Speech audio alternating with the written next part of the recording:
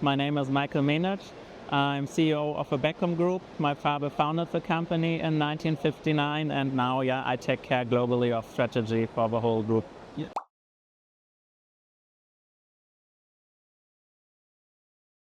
Well, we're one of the leading manufacturers of extrusion blow molding machines, and globally deliver these machines to 100 countries in the world. And from the early beginning the company started, we were pushing the technology for extrusion blow molding. Many inventions we made are now standard in our industry, and that's what we still go for every day to improve and bring the technology to another level. And this nowadays is quite way more in details than in the beginning of the industry. It's not that groundbreaking anymore, but it's about saving a little more energy, making the machine a little faster, a little more intelligent, bringing more in recycled resins, bringing making more faster cycle times, better cooling, better wall thicknesses. That's where the focus is right now. So many details.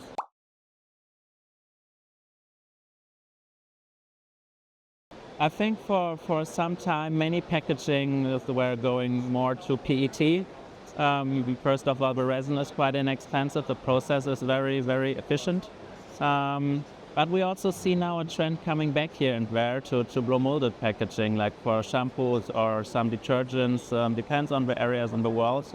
Also, for example, we see the trend that often it goes into smaller packagings with more colors, more different like flavors, whatever, and therefore we need machines with smaller production capacity, but fast color change times, fast mold change times to adopt to this very individual packagings they are coming up.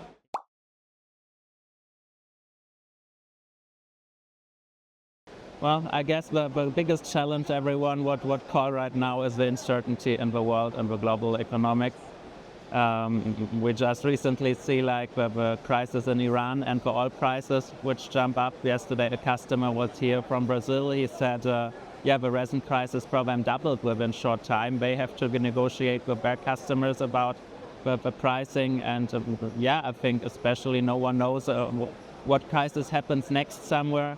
Everyone is a little reluctant with decisions, new investments, a little careful.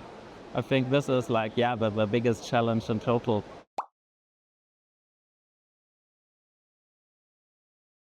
Yes, a lot. I mean, basically that we have several layers in a blow molding packaging is quite industry standard for years now already. I think we started with that over 20 years ago to have like 3-layer packaging with 80% recycling resin in the middle, and then a little color new resin on the outside or on the inside to protect the goods inside. So this is quite standard. I think the more challenging part is that for our resin still polyethylene, the recycling systems in some countries are not up to the level like for PET to collect the packages again, to recycle the resin, bring it up to a quality standard that you really can produce new goods out of it, especially in blow molding and when it has a filling. I think there is right now the bigger challenge for at least some countries in the world that enough recycled resin is available. The machines from our side are already years prepared to use that fully.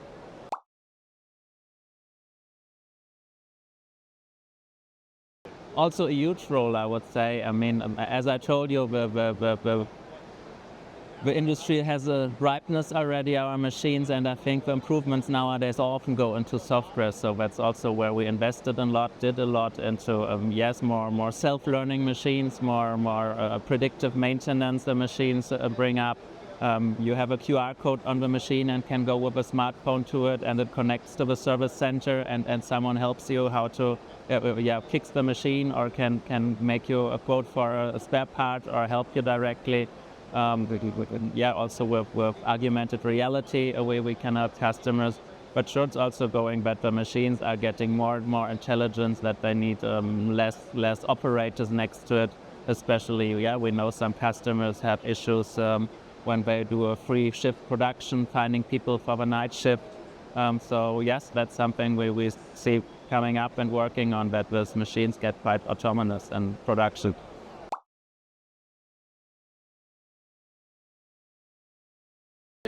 Well, for us especially, yes, we're basically manufactured in Europe, in Austria, and in the US.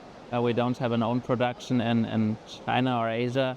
So therefore, of course, we're price-wise on the very high top and not considered for simple consumer packaging like a shampoo bottle here in China. So for us, the market here is really about specialties, about something very special, pharmaceutical clean room. We now see also again demand maybe for automotive, for smaller fuel tanks, for hybrid cars, for barrels for semiconductor productions. So yes, the market here is a little more special, where it's really about technology, really high demand for cleanness, for some quality, where we have chances with our machines here very well.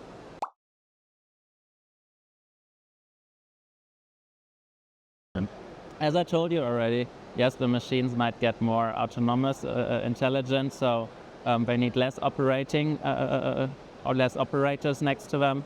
So this, I guess, is changing. I think the process will not change totally, but maybe also new resins come up, which bring new opportunities.